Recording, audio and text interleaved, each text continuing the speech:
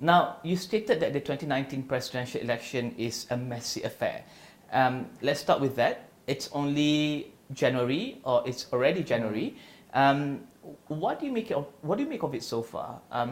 Messy in what sense? Is it because of the scale, the number of voters? It's a legislative election together with the presidential election, and the scale of the country itself across 17,000 islands. So what do you make, and why do you believe that it's a messy presidential election? To a certain extent, it actually goes to what you've been saying so far. So it's the scale of the country, 34 provinces, close to 200 million voters. And so administratively, there are a lot of things to be handled at national and also provincial level, because again, it's not only about presidential election, it's also about legislative elections at national and provincial levels.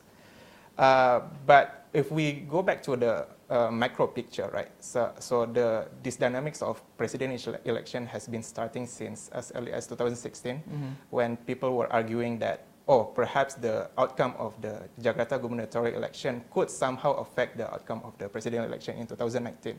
So over the years, the trend has been intensifying these conversations, both online and offline, and it actually reached the culmination when both pairs of presidential candidates actually registered in August last year. And since then, we've been seeing a lot of more intensified conversations on related issues. Maya? Yeah. From the party's perspective, it is messy because they have to divide their resources to win the legislative elections, at the same time to win the presidential election. And some parties are indeed really focusing on winning the seats of legislative elections, because that will determine their chance of nominating their own candidate for the next presidential election in 2024. And also when it comes to, we actually anticipated a couple of trends to emerge in the next few months, and we have seen that these trends have materialized. One is that new polemics are expected to emerge on a regular basis, and closer to election date, we expect that these issues will even emerge on a daily basis, and a lot of issues can seem trivial, like the cost of living issues, the price of chicken rice, the size of the tempe. So there are a lot of trivial issues that actually enter the presidential election discourse. So it's quite messy to what extent actually president and vice presidents are responsible to address this issue, and to what extent they actually are not responsible. So it's really messy to determine the scope of their responsibilities in addressing. How are the voters responding to this mess that the both of you have mentioned earlier? Because I think I was there about a few weeks after vice presidential candidate camp number 2, Sandiaga Uno, mentioned that the tempe is as thin as an ATM card. Surely that's close to the rakyat and the people of Indonesia, because they understand and they spend on a regular basis and they buy and consume these products. But looking at the scale, again, the mess, how are the people responding to this mess? To a certain extent, some millennials, some youth voters, potential voters, are really responding to all these issues. They participated in the discourse, in the debates. They actually believe in everything that has been going on social media especially. And on social media is particularly where the noise actually is isolated. It also spills into real world. You can see debates among friends, among colleagues. But to say that everyone actually believes what's the discourses is actually an overstretch, because again, all these tempe issues, the cost of living, the nasi ayam issues, it relates more to perhaps the middle lower class. So perhaps issues that the millennials, the youths would focus on are issues that would relate to them more. For example, the personality of the vice presidential candidates, or how cool the campaigns have been going on so far. The nation is expected to becoming more bipolar as we move towards April, and April is the date of the election. Information is available on social media, as Sinatra mentioned earlier. The internet and also many key issues will be out in the open. How will both camps manage the expectations from the people And and do you see them giving and saying the right things that the people want to hear right now? The nation has been polarized even years or months before the election, and we have seen that Jokowi's allegation that he is close to communists, he is close to Ahok and all, and also that Prabowo's support base that has not been changed over the last 4-5 months, 4-5 years. And when it comes to how both camps manage the expectations of the people, actually both camps are capitalizing on the explosions of these issues in social media, and they are actually contributing to these issues. So basically how do they do it is that both camps are launching attacks against other camp and also counter-attack if they are being attacked by other camp. And they also, during these attacks between both camps, if they are proven to be on the wrong side of the table, their strategy is to quickly apologize, and then they will start to come up with a new issue to divert public's attention from their blunder. So that's why we see a lot of issues coming up, and then a lot of issues have not been settled yet, but then new issues will start to come up because they just need to flood the public space with issues just to gain people's attention. The trend that I'm seeing is that there's an increasing activities by people of our age, for example, who make political jokes out of these issues. They come up with memes, videos, funny videos, just to humor themselves because the atmosphere have been so toxic for the past few months, right? So they just want this humor in the middle of all this chaos, just to maintain their clear minds towards what's going to happen in the next few months. Right? You're from Makassar and you're from Palembang. How are the issues diverse or different from the ones discussed in big cities like Jakarta, Surabaya? Do you see similarities? Can you identify with some of these issues? And do you believe that some of the candidates have probably answered issues close to the local issues in your particular areas? Okay. Local issues are mostly managed by political leaders at these regions. Like in Makassar, we have the mayors. We also have the governors, regions also in the provinces. So most of the local issues are mostly managed by them. But when there are instances when regional issues like for example the armed violence in Papua or even the divestment of Freeport Company in Papua became national issues.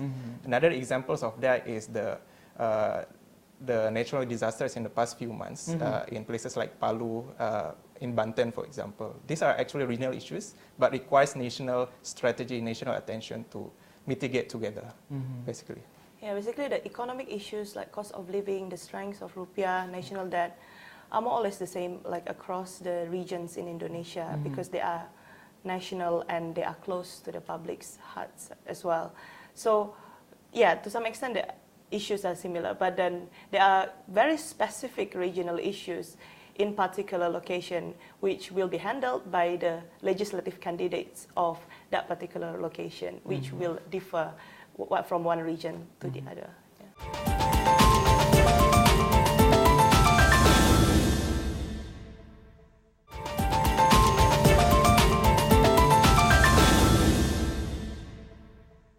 You believe that the 5 key things that will determine the outcome of the election are party, pocket, which is money, personality, policy, and voter preferences. Currently, the VPs are seen as the kingmakers in this election. You have Ma'ruf Amin on one hand, who is a 75-year-old man believed to be conservative. You have Sandiaga Uno, a very young 49-year-old, very fresh-looking entrepreneur. What are your thoughts on these 2 individuals? And when it comes to the 5 Ps that you mentioned earlier, do they have what it takes to get the votes for the presidential candidates? When after the announcement of the presidential and vice presidential candidates, the electability of both camps did not significantly increase or decrease after the announcement of the vice presidential candidates. So yeah, they are not really the deciding factor, but they are just to increase the support base of the presidential candidates. And when it comes to the 5P factors, of course the personality will, the vice presidential candidate's personality affect the voters' preferences towards voting to certain candidates. So Sandiaga Uno is closely associated with young voters, and for example, Ma'ruf Amin is closely associated with Muslim conservatives. And for pocket or money, yeah, Sandiaga Uno is a very successful businessman, so he contributed a lot for the campaign fund for Prabowo's camp. So it really, to some extent, the VPs affected these 5P factors in multiple ways. Do you think Ma'ruf Amin can appeal to the conservative and also the general Indonesian population? And also Sandiaga, an entrepreneur, a fresh face, can he appeal to the wider voters base in Indonesia? It's really hard to see how successful these vice presidential candidates are actually targeting each of their constituencies. For example, you said that Ma'ruf Amin can sort of appeal to the conservative voices in the country. To a certain extent, yes. He could probably rally the voices of the Nahdlatul Ulama group, for example. But we have also seen him being attacked by other conservative groups in the country, even ridiculed him despite his seniority, despite his powerful image as a religious conservative. So we cannot really see conservative groups in Indonesia as a monolithic entity, because there are like lots of nuances over there. Same with Sandiaga Uno. Millennials, he is projecting all these images. He's been engaging millennials. He's been telling people how to become a successful businessman, how to take good selfies, for example. But does he really appeal to all millennials in the country? I don't think so. Based on our conversations with our friends, even, there are multiple views on that, on these vice presidential candidates alone. What are some of the issues being discussed on social media? And is social media a big factor during the 2019 presidential election that you've witnessed so far? When we depend more on social media to be the tool of winning the presidential election, a lot of fake news will also be delivered from social media and from Twitter, Facebook, WhatsApp, and all. But Indonesians, they have been more critical towards the rise of fake news, so they are more likely to analyze news more carefully nowadays. So in a sense, yes, to some extent social media will affect, because it will affect the speed of delivery of information. But if they want to capitalize that by delivering fake news and all that, but yeah, it will impact any camp negatively. How are the other traditional medias balancing this discussion of the presidential election? Do you see that happening, actively discussing the issues on traditional media and also complementing the issues being discussed on the social media? Traditional media naturally picked up all these controversies that are being generated, fake news, not fake news. So some channels actually on TVs have come up with debates, platforms, for example, that actually actively debating whether this is fake news or not. So you can see a lot of exchanges on that data reliability from both camps, from both success teams. So these are the type of debates that are happening right now. But whether these debates are of high quality is another issue altogether, because you're questioning your data. So who has more reliable data over there? And why are these debates important, do you believe, for the 2019 presidential election? Yeah, well, it is important because we need to verify which information is true or false information.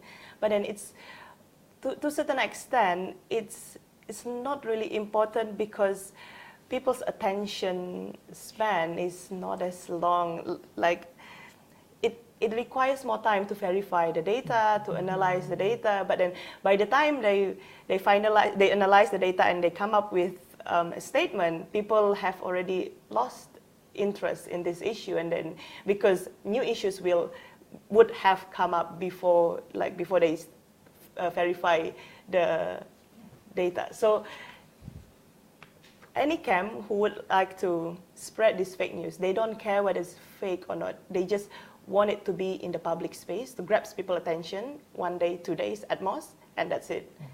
But then it requires more time to verify this data. So it's really challenging to manage this in the case of Indonesian democracy. Is that also contributing to that statement of the presidential election, 2019 presidential election, is a messy election? Definitely. Yeah, definitely. Yeah. Let's look at the how certain candidates have chosen to touch on religious and ethnic related issues. How are the voters reacting to these issues being discussed out in the open and so blatantly used by the candidates to win support for their causes? Like it or not, we have to accept the fact that identity politics have entered the mainstream political strategy of Indonesia. So there are instances in the previous months where identity politics is being mobilized as an offensive strategy. Instances, for example, the fallout of the burning of the Tauhid flag in October, if I'm not mistaken, and also the reunion of the 212 rally last month, which somehow became an anti-Jokowi platform. So we are seeing all these offensive strategies being used, but there are also strategies of co-opting identity politics just to shore up one's Islamic credentials. For example, Jokowi and Sandi have been accorded the predicate as a santri, for example, or ulama by their counterparts, just to increase their Islamic image. Okay, and both camps have also been visiting masjids, ulamas, pesantrens, or madrasas in the country, just to capitalize on all this hype about identity politics and whether they're religious enough to be the leader of the country.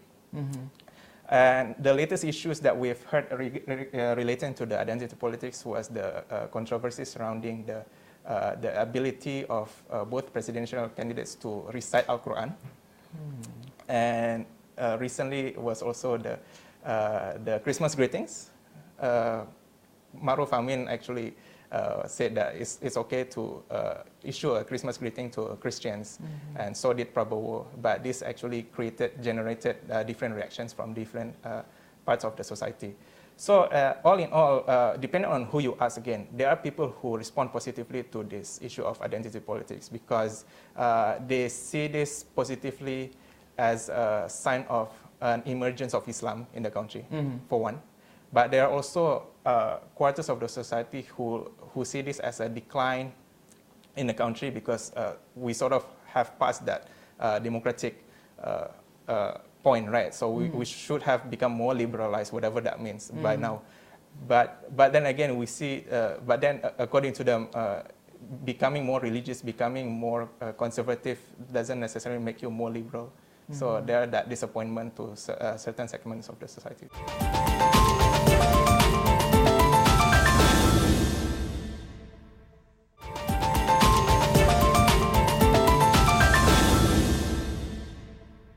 Let's look at the characters that are emerging right now in Indonesia. Amongst the voters itself, you have the millennials, the kumpulan emak-emak, and also the conservatives. What are they looking for, and how will they decide come April 17? They each comprise different numbers of people. Like millennials, for example, they amount to 42% of the total voters. Emak-emak or homemakers, female homemakers, they amount to 50% if I'm not mistaken, and Muslims 88% or 87%. But we have to exercise caution here because each of these categories is not a monolithic entity again, so there are different nuances in there. So for the youths, for example, the millennials, they probably want a fresh change in government, whether that means the same president or not, or a different president. That's up to them, but they just want new things to emerge in the country because millennials usually they are not very patient, so they want something new very quickly, now. The homemakers, obviously, they are more relating to cost of living issues. That is not only isolated on the prices in market, but also the education fees, healthcare system, for example, things that actually affect their households, that kind of thing. Conservatives, even bigger, Muslims is even a bigger group. 87 or 88% of the total populations. Obviously, you have different nuances there. So for the conservative groups that we see are very noisy in public space right now, they probably want someone who can really contribute to the emergence of Islam again in the country, who can unite all the Muslims in the country, and can sort of defend Islam from any of its enemies, whether real or not. We still believe that there are still large segments of society who have not blocked in their decision, because from the electability survey, there are large segments of the respondents argued that their views or their preferences might change. However, it also means that there is a possibility that a lot of those who have not decided, they become undecided, and that's the danger to the democracy. So we have this term in Indonesia called golongan putih, or the white crowd, means that those who do not vote during the election. And we argue that three groups here, one minority, like three groups are more prone to become the white crowd or to become undecided. One is minority groups, i.e. non-Muslims. And second is the disillusioned groups, those who are fed up by the political contest and power struggles among politicians in Indonesia. And to some extent, some moderate Muslims as well might become disillusioned and subsequently might decide not to vote.